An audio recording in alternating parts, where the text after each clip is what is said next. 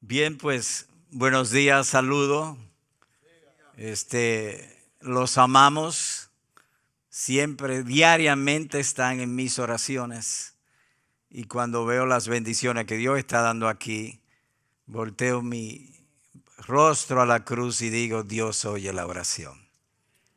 O más bien, Él oye nuestras oraciones. Así que estoy gozoso de estar aquí. Quisiera hacer una salvedad antes de empezar y es, yo no tengo la destreza que tienen ustedes. Es decir, yo no puedo predicar y proyectar al mismo tiempo. Eso para mí, no he llegado ahí todavía. Estoy en los 80 años Moisés, como decía Oscar. Todavía no he llegado ahí. Así que voy a predicar, pero sin proyecciones. Quizá ustedes están acostumbrados que le proyectan los textos. Esta vez no será así y requiero de ustedes quizá un mayor esfuerzo para atenderme. Bien, como se le ha dicho, les invito por favor a Romanos capítulo 1 y el verso 17.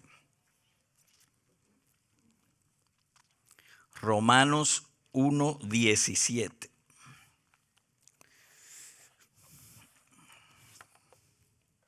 Le voy a hacer una donación para que pongan un púlpito más grande aquí porque no me cabe la Biblia y los papeles.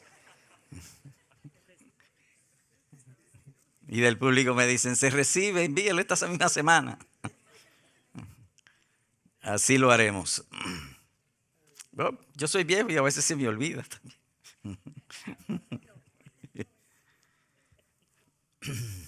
Muy bien, así que leo en el verso 17.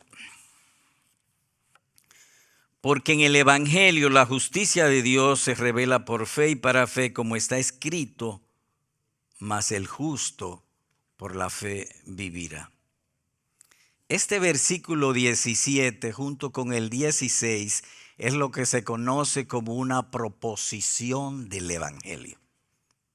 Una proposición es algo que se propone.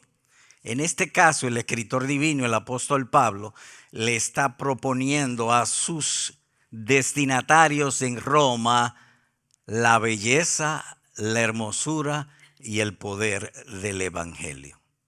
Nótense, voy a leer desde el verso 15 para ampliar la idea. Versículo 15. Así que, por mi parte, ansioso estoy de anunciar el Evangelio también a vosotros que estáis en Roma. Porque no me avergüenzo del Evangelio, pues es el poder de Dios para salvación a todo el que cree, del judío primeramente y también del griego. Porque en el Evangelio la justicia de Dios se revela por fe y para fe, como está escrito, mas el justo por la fe vivirá. Enfoco en el versículo 15, así que. Y de paso les digo, cuando estamos estudiando en las Escrituras, procuremos no ser lectura general, sino particular. Ir a los particulares. Las generalidades enseñan poco, los particulares que nos enseñan. Yo pudiera decir, había un hombre allí, ajá, ¿y qué? En cambio, si yo digo, allí estaba Luis, es diferente. El conocimiento llega con más fuerza. Así que leyéndolo voy a entrar en los particulares. Versículo 15, otra vez. Así que. Esa partícula así que es una partícula que significa usualmente conclusión o aplicación. De manera que aquí es una aplicación. ¿Y por qué sabemos que es una aplicación? Él ha venido hablando de él, de su ministerio, de la obra del Evangelio del Señor Jesucristo. Y al llegar al 15 dice así que, y es una aplicación porque seguida agrega, en cuanto a mí, entonces lo está aplicando a él. Por mi parte, ansioso. ¿Cómo? Ansioso, anhelante, apasionado, deseoso, queriendo ¿qué?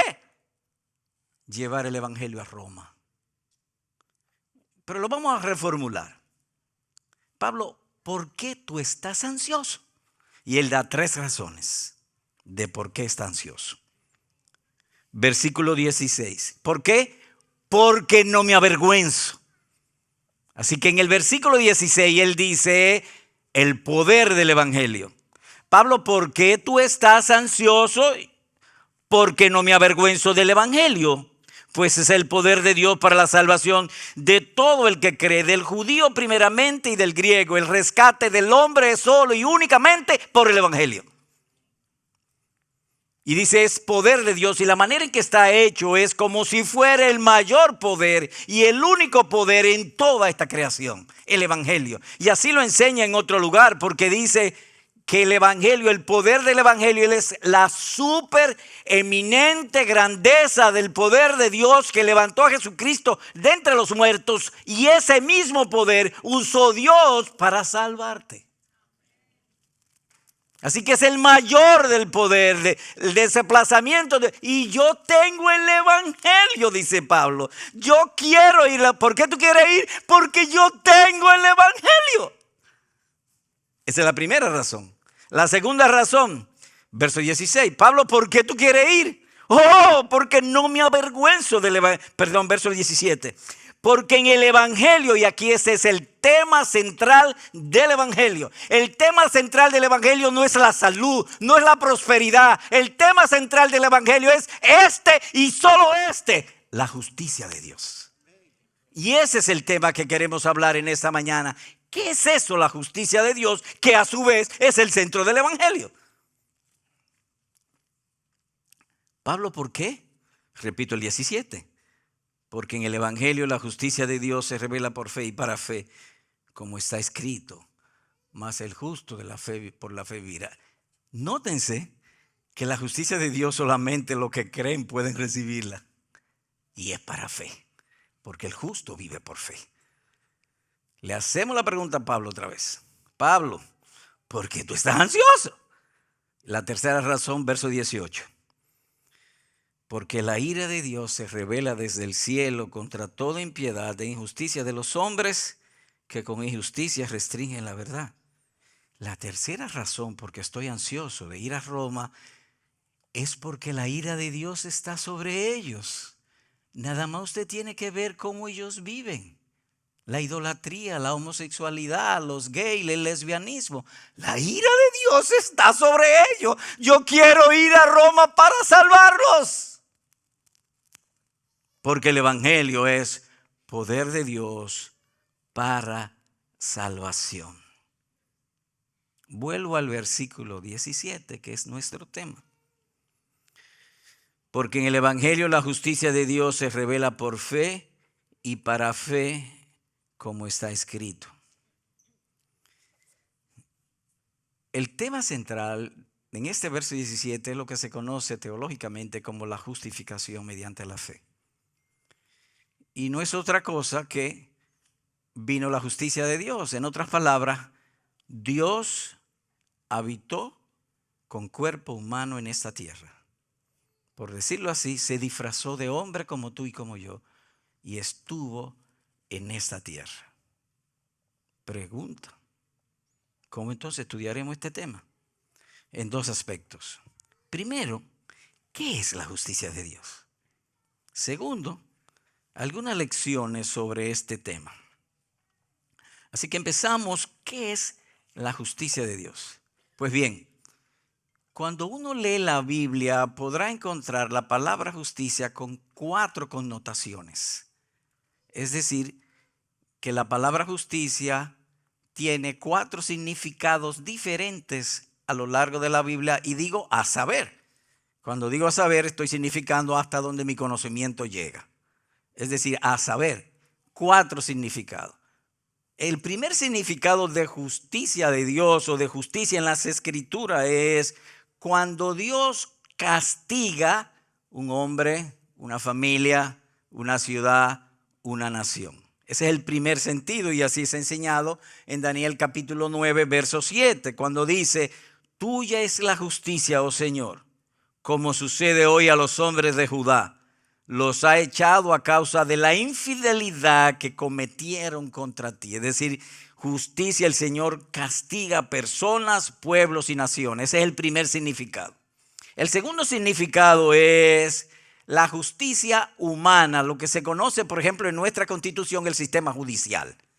Por ejemplo, en Éxodo capítulo 18, verso 13, Moisés desde la mañana hasta la noche estaba recibiendo como si fuera un tribunal de justicia o el palacio de justicia aquí, una justicia humana juzgando que este me debe, que este no me paga, que este hizo otro, que este lo otro. Eso ya es justicia humana. Hay un tercer significado y es lo que conocemos como equidad.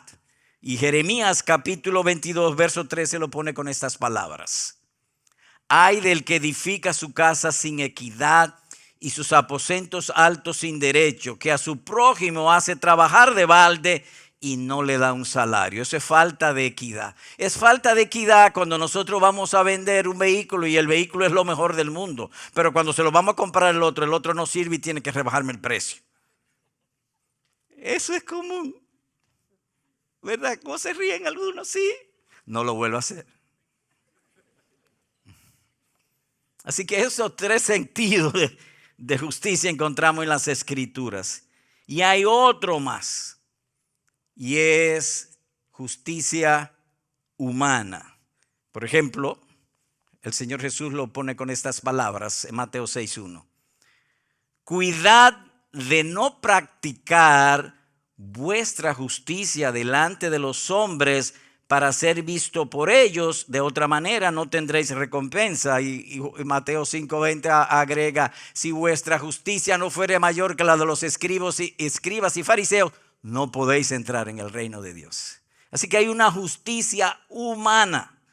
Es decir, el testimonio de una persona puede llamarse justicia humana. Esto es, hay personas en nuestro barrio o en nuestros amigos que tienen una imagen de buen carácter, honestos, serios. Esa es su justicia. Hay otros que no, hay otros que son malapagas. Esa es su justicia en sentido negativo. Así que la que está hablando el texto es, cuidad de no practicar vuestra justicia, es vuestro testimonio. Y lo que está significando es que Dios estuvo en este mundo y tuvo una conducta humana perfecta, irreprochable, sin mancha. Una conducta humana como tú tienes una conducta humana, pero la de Él perfecta. ¿Y cómo es eso más o menos? Bueno, las mujeres tienen lo que se conoce el período o regla. Y después del periodo regla, a los 14 días usualmente, ella desprende un óvulo. Cuando mi papá conoció a su mamá, mi papá aportó su parte y hubo una fecundación, yo fui concebido y estoy en este mundo. Había una jovencita llamada María, virgen. Una ilustración pálida. El Espíritu Santo entra dentro de ella. El Espíritu de Dios entra y se viste de carne. Tal como naciste tú y como nací yo. Se viste de carne y pacientemente esperó 9 meses en el vientre. Cuando ella parió, el ángel le dijo, pondrá su nombre Jesús, porque Él salvará a su pueblo de sus pecados. De modo que Dios estuvo aquí. A eso se le llama la justicia de Dios. Y desde su concepción hasta su muerte, Dios tuvo una conducta humana. Cuando un hombre cree en el Señor Jesucristo, todos sus pecados son clavados en la cruz del Calvario y la justicia de Dios, la del Señor Jesucristo, se le da. Es vestido con la justicia de Dios. Y así está profetizado. Si usted lee, por ejemplo, en el Antiguo Testamento encontrará, Jerusalén será salva y serán llamados el Señor justicia nuestra. En otras palabras, vestidos con la justicia del Señor Jesucristo o la justicia de Dios. Es por eso que en el versículo 17 de Romanos 1, el cual repito, porque en el Evangelio la justicia de Dios se revela por fe y para fe, como está escrito. Ese es el centro, la médula, el corazón, el alma del verdadero Evangelio. Que Jesús, el Hijo de Dios, es la justicia de Dios y estuvo en esta tierra. ¿Y a qué vino? A salvarnos. A salvarte. A ti y a mí. Y a eso, vestido con eso, es lo que llamamos la justificación. Y como dice en otro lugar, en Gálatas 3:27, de Cristo os habéis revestidos.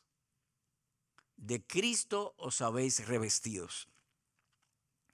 Si usted lee, por ejemplo, en el libro de Éxodo, si mal no recuerdo, el capítulo 40, Dios mandó a Moisés a construir, a levantar el tabernáculo, y una de las cosas que le dijo que hiciera utensilios de madera de acacia. Y Moisés hizo los utensilios tal cual Dios le dijo, de madera de acacia. Y Dios agregó esto: revístelos de oro. Entonces él tomó los utensilios y los revistió de oro. Cuando usted veía los utensilios, usted no veía la madera, usted veía oro. Cuando Dios te ve, Él no ve tu debilidad, Él ve oro, Él ve a Jesucristo. Es por esa razón que no hay forma de que la salvación se pierda, porque ya no estáis bajo la ley, estáis bajo la gracia. No hay pecado, no hay pecado que pueda condenar a un verdadero creyente. Nunca te echa atrás. Aunque tú caigas, el Señor te levanta, pero nunca atrás, nunca tomar el arado y volver atrás, porque Cristo pagó por ti. De Cristo estáis revestidos. Que yo fui cristiano, no conoció la justicia de Dios. Si lo hubiese conocido, nunca se hubiese apartado. Y si se ha apartado, vuelve. Si se aparta, vuelve. ¿Y por qué? Porque tiene la justicia de Dios. Así es. Gloria a Dios. Este es el centro del Evangelio. Permíteme abundar y le invito a ir a 2 Corintios capítulo 5. 2 Corintios capítulo 5 y el verso 18. Jairo, yo no sé si andaba en tu púlpito, pero yo di ya. Toleradme el agravio si a alguien agravié.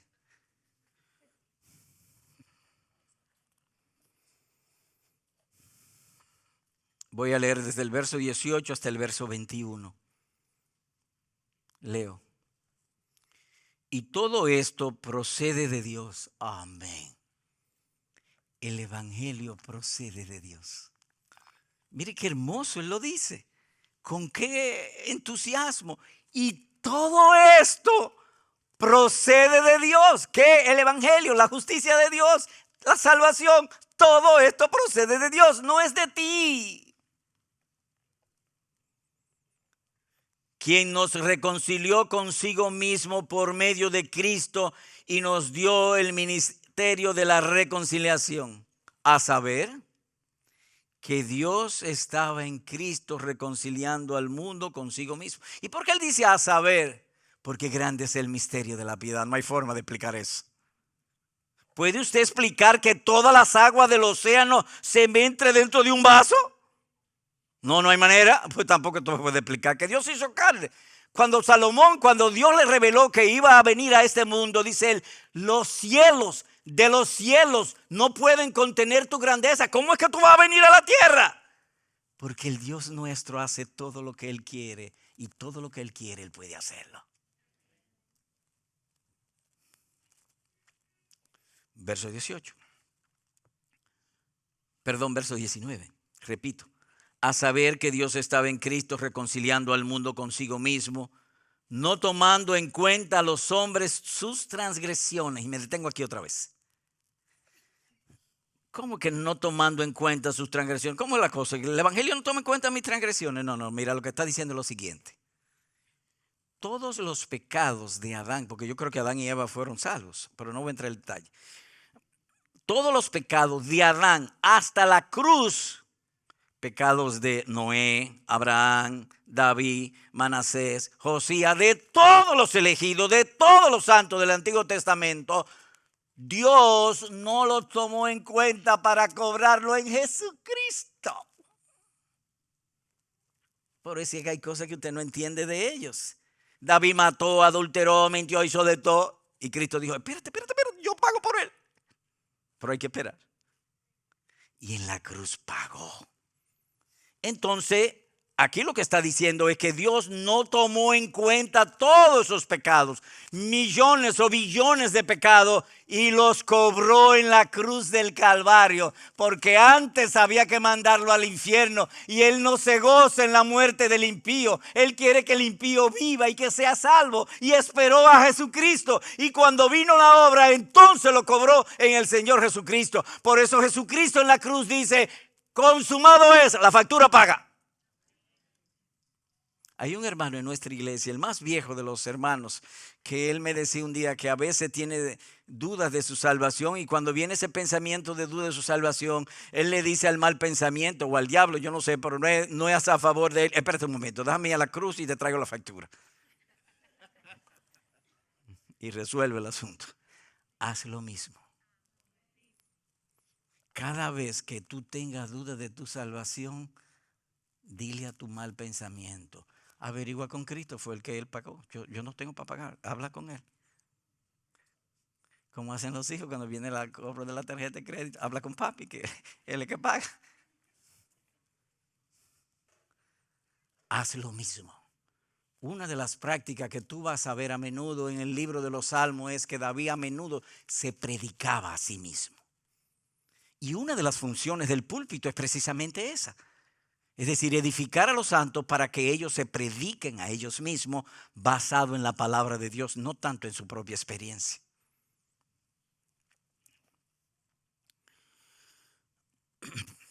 Versículo 19, repito, a saber que Dios estaba en Cristo reconciliando al mundo consigo mismo, no tomando en cuenta a los hombres sus transgresiones, y nos ha encomendado a nosotros la palabra de la reconciliación. Verso 20, por tanto, él está aplicando. Por tanto, es una expresión gramatical que significa aplicación. Somos embajadores de Cristo, como si Dios rogara por medio de nosotros. Y me detengo aquí. Como si Dios rogara por medio de nosotros. Si fulano vive como rico, ¿él es rico? No, él vive como rico, pero no es rico. Entonces el cómo es una semejanza aquí. El amor de Dios es tan y tan grande que parece que Él nos está rogando que nos convertamos. No, Dios no necesita a nada, a nadie ni nada. Pero es tan grande. Es como si yo bajara ahora mismo y le dijera: ¿cómo que usted llama? Abraham. Abraham, mira, te voy a regalar $10,000. Espérate, ¿cómo la cosa? Va a dudar, porque nosotros tenemos una naturaleza caída en pecado. Nadie nos va a regalar $10,000 por ton y son. Y el apóstol hace conciencia de esa debilidad nuestra y dice: como si Dios rogara. Dios no te está rogando, Dios quiere salvarte. Él no te está rogando, pero su amor es tan grande que lo pone de esa manera. Por eso cuando nosotros no hacemos el devocional, creemos que estamos en falta con Dios. No, tú no te en falta con Dios, tú te en falta contigo mismo. Pero Dios me lo ha puesto como un deber. Sí, te lo ha puesto como un deber. ¿Sabe por qué? Porque nuestra gloriosa felicidad Él lo ha puesto como un mandamiento. Pero no es que Él no necesite. Él no nos necesita. Así, teniendo eso en cuenta, sigo leyendo.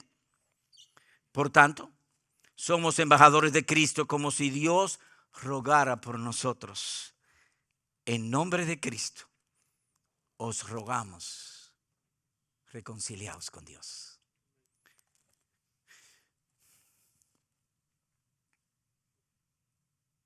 ¿Es la primera vez que tú vienes aquí? ¿Es la primera vez que tú has oído el evangelio?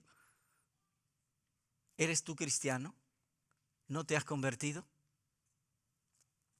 ¿Puedo hablarte a nombre de Dios? Os rogamos: reconcíliate con Dios. Hoy Él ha venido a hablarte. ¿No te es evidente cómo este mundo anda? Esto tiene un fin. Este es un mundo de miseria. Mira, y voy a hacer un paréntesis por amor a tu alma. Tú podrás ser saludable, buen mozo, con buena presencia, con buen bolsillo, rico, todo eso, pero termina en miseria. Un día todo eso te lo va a quitar. Eso no es tuyo. y saldrá de este mundo miserable. Ahora, ¿tú sabes por qué tú andas constantemente detrás de esas cosas? Porque todos nosotros nos hicieron con el anhelo de ser felices. No hay forma de tú ser feliz sin Cristo. Cristo ha prometido felicidad gloriosa y eterna cuando Él venga o cuando tú te vayas de aquí. Así que no pierda tu tiempo. No pierda tu tiempo buscando una felicidad que nunca vas a encontrar. ¿O tú no tienes ojos de ver tantos ricos que se mueren en la miseria y a algunos le da un cáncer que se ponen feísimos? Se consume. Que no sea tu caso. Estás a tiempo, sálvate. Invoca el nombre de Dios hoy mismo. Comienza a buscarlo y lo hallarás. No en balde te trajo aquí para eso. No en balde te trajo aquí para eso. Así que repito el 20. Por tanto, somos embajadores de Cristo, como si Dios rogara por medio de nosotros. En nombre de Cristo os rogamos reconciliados con Dios. Y aquí viene el punto conectado con Romanos 1:17, el verso 21. Al que no conoció pecado, le hizo pecado por nosotros. La justicia de Dios, volvemos al punto, el Espíritu se mete en María, pasa 9 meses y hace la justicia de Dios aquí hasta los 33 años. Dios se disfrazó de hombre, una justicia perfecta. Y él que no conoció pecado, por ti, por mí, por todos los creyentes de todas las épocas, desde Adán en adelante y hasta el último día, lo hizo pecado. ¿Y para qué? ¿Para qué? El texto dice el propósito. ¿Para qué? Para que fuéramos hechos justicia de Dios. Para que fuésemos hechos justicia de Dios. Cuando Dios te ve a ti, Él no ve la madera de acacia del tabernáculo, Él ve el oro de tu fe. Siempre somos agradables al Señor Jesucristo. Siempre, y lo repito y no me cansaré de repetirlo. No estáis bajo la ley, estáis bajo la gracia. No hay pecado que pueda condenar a un verdadero creyente. ¿Y por qué? Porque Cristo pagó y Cristo vale más que 10,000 universos. ¿Te imaginas tú pagar $1,000,000 para salvar a los gusanos del cementerio? Una locura será eso. El amor de Dios es loco por nosotros. La justicia de Dios. Hermoso es. Como dice Jairo, un aplauso al Señor.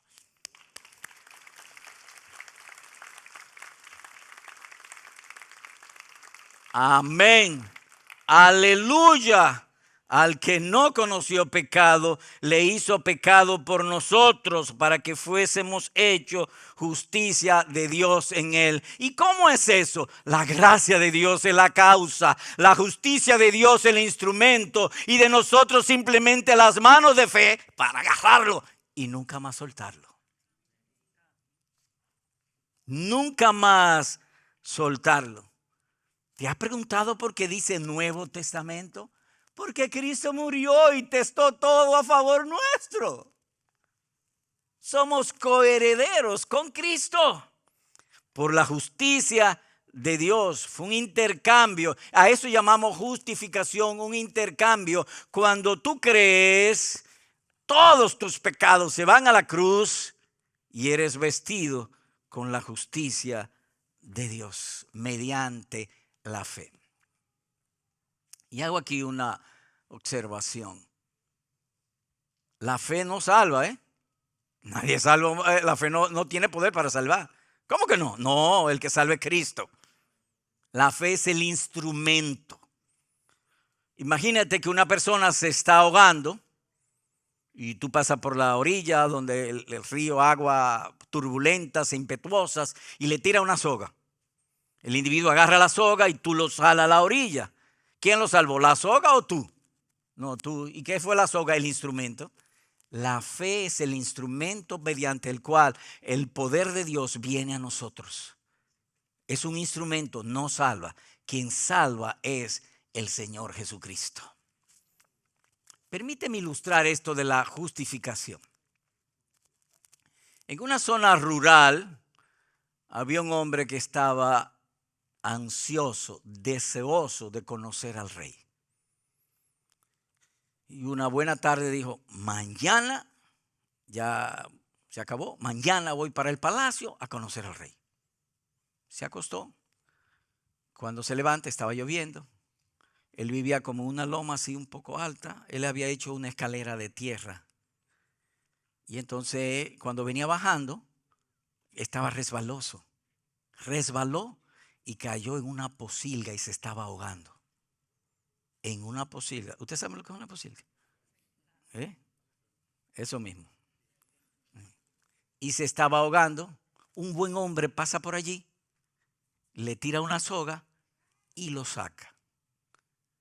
El hombre que quería ver al rey era chiquito, feo, flaco, calvo, pobre, apestoso, harapiento, toda la cosa fea. Y además cubierto de pocilga. Pero el hombre que lo rescató era bueno. Entonces tomó una manguera, un grifo, y lo limpió. Pero además le quitó la ropa porque era harapiento. El hombre está desnudo. Pero él quería ver al rey.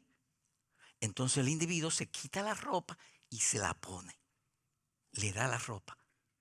Y entonces él siguió su camino hacia el castillo. Y va entrando al castillo. El rey está sentado en su trono. Oye un ruido raro en el pasillo y sale a ver quién es. Oh, es mi hijo. Estaba vestido con la ropa de su hijo, del príncipe. Así es contigo. La justicia de Dios te cubre. El testimonio de Jesucristo es tuyo.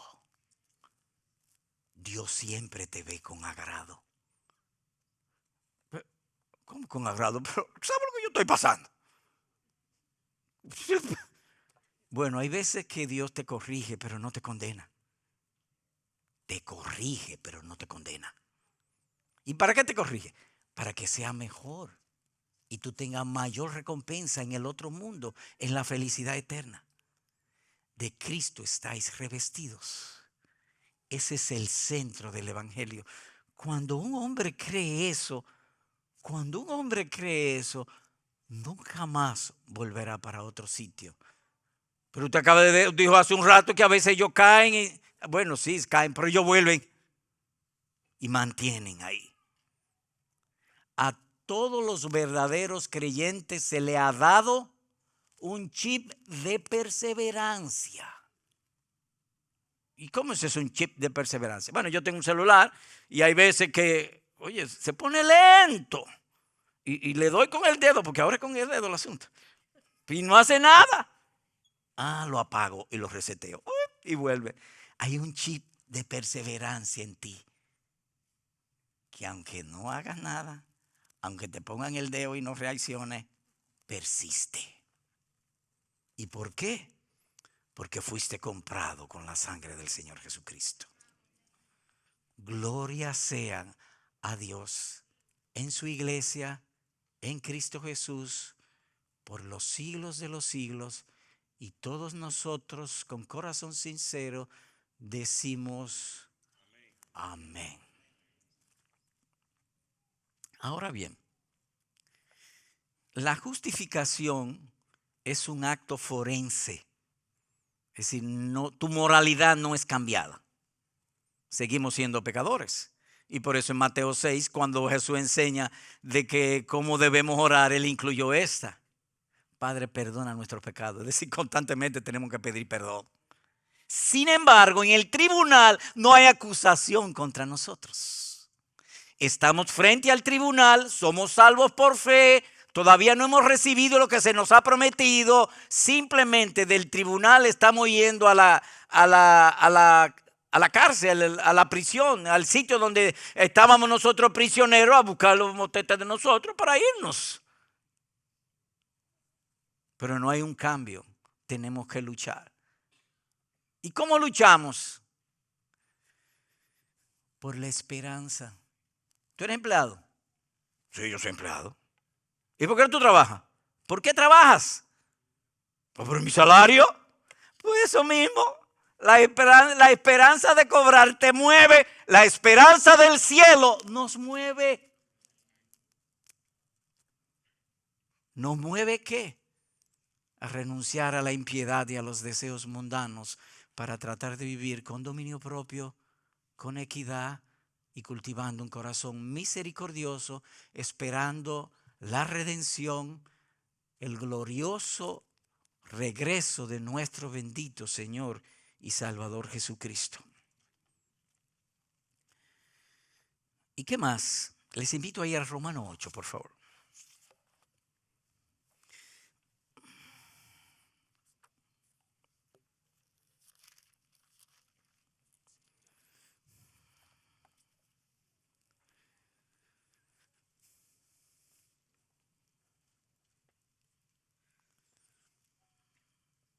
Romanos 8, capítulo 8, versículo 33 y 34 y luego 38 y 39.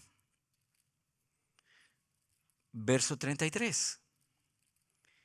¿Quién acusará a los escogidos de Dios? Dios es el que justifica. Voy a tratar de ilustrar esto. Hace como 15 años o algo así, yo estaba almorzando en mi casa, suena el teléfono, lo cojo una hermana dando gritos en el teléfono que quería reunirse conmigo rápidamente. Terminé de comer y a las 2:00 me fui a mi oficina de la iglesia, ella vivía cerca para recibirla. Ajá, ¿qué te pasa? Y eso era grito y grito y grito. Ajá, pero ¿qué es lo que está pasando? Que mi marido dice que yo soy impía. Ah, sí. ¿Y por qué él dijo que tú eres impía? Porque yo le falté el respeto y le dije esto. Bueno, lo que ustedes saben. Y yo la llevé a este texto. ¿Quién es que justifica, tu marido o Dios? ¿Usted ha visto esa película que se va para atrás, las lágrimas se van para atrás? Así se le fueron las lágrimas a ella. Dios le dijo, yo soy el que te justifica, pídeme perdón. Te he mandado que todos los días me pida perdón porque yo soy Dios perdonador. Pero tu salvación no se pierda aunque tu marido te acuse. Gracias a Dios que no es el marido el que acusa, el que justifica. Verso 33. ¿Quién acusará a un verdadero creyente? Dios es quien salva y pagó con la sangre del Señor Jesucristo. Verso 34. ¿Quién es el que condena? Cristo Jesús es el que murió. Nadie te puede condenar. ¿Me oíste? ¿Me oíste?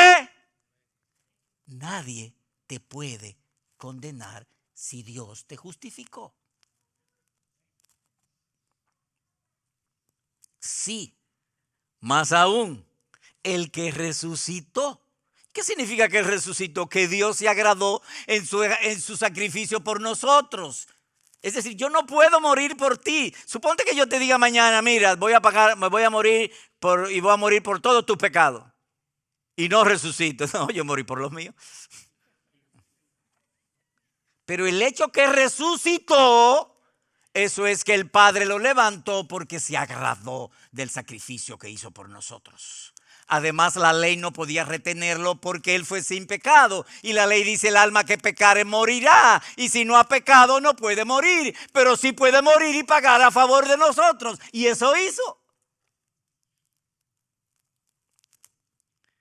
¿Quién es el que condena? Cristo Jesús es el que murió. Sí, más aún el que resucitó. El que además está a la diestra de Dios. El que también intercede por nosotros. Un combo completo. De aquí para el cielo. Ahora verso 38. Después de todo eso, recordemos que estamos en Romanos. Pablo al llegar a este punto dice, verso 38. Pablo, ¿y por qué tú hablas así? Porque yo todo lo que he tratado de explicar lo que Pablo ha escrito. Pablo, ¿por qué tú hablas así? Verso 38. Porque estoy convencido de que ni la muerte, ni la vida, ni ángeles, ni principados, ni lo presente, ni lo porvenir, ni los poderes, ni lo alto, ni lo profundo, ni ninguna otra cosa creada nos podrá separar del amor de Dios que es en Cristo Jesús, Señor nuestro. Amado hermano, Dios te bendiga. Ahora, enfoco en el verso 39 esto. Ni ninguna otra cosa creada nos podrá separar del amor de Dios. ¿Y tú qué eres? Una cosa creada. Pues ni tú mismo te puedes separar.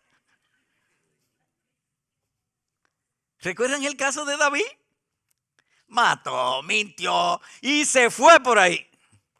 Y Dios le dijo, Natán, búscamelo, tráemelo para acá, porque él pertenece a esta casa y no se puede quedar allá en la impiedad. Y fue Natán y le dice, David, ¿qué dice el Señor que vaya? Y si he pecado, ven, entra. Bueno, entra otra vez.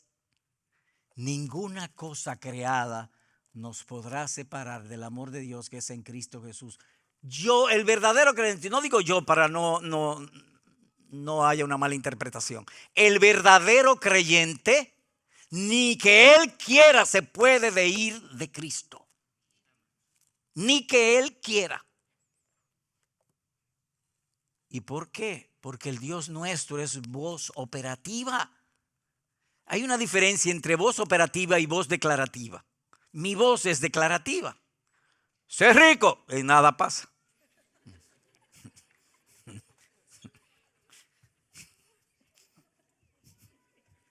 Oigan, no me hagan reír. Estamos hablando de cosas muy serias. Pues no se ría y que yo soy débil igual que tú. ¿Qué pasa? Era las tinieblas y Dios dijo, sea la luz. Y la voz operativa de Dios mediante la fe en Cristo un día te dijo, nace de nuevo. No hay reversa.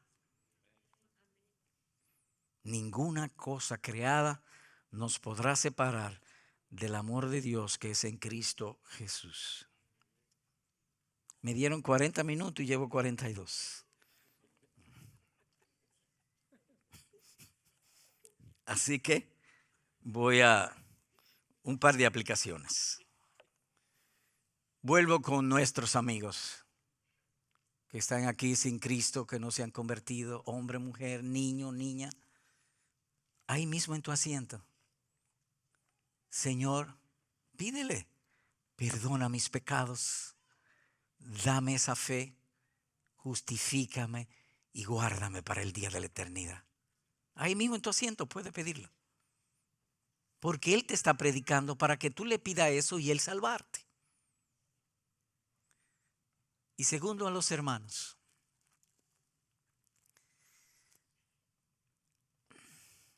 Una de las cosas que aprendemos en la predicación, hay ocasiones en que se está predicando las escrituras y nuestros corazones arden. Como si Dios mismo me estuviese hablando al corazón. Me da gozo oír la voz de Dios. Y eso ocurre en todos nosotros. ¿Qué hago en esa situación? Si Dios te ha edificado hoy, ¿qué hago?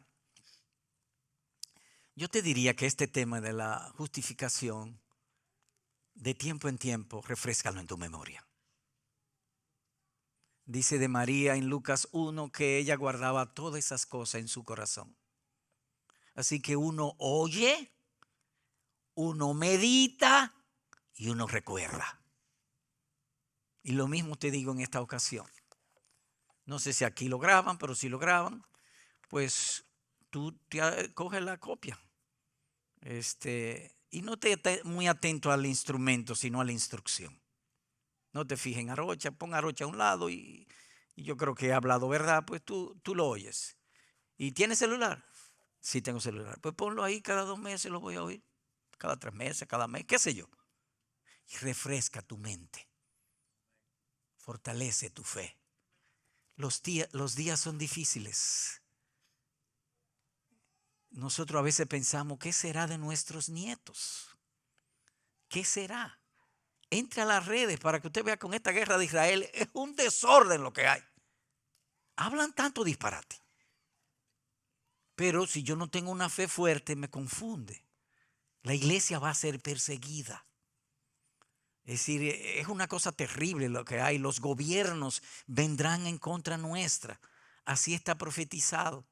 Dice en un lugar que Dios va a mandar de su juicio sobre el hombre, va a mandar un poder engañoso para que crean la mentira como tú crees el evangelio.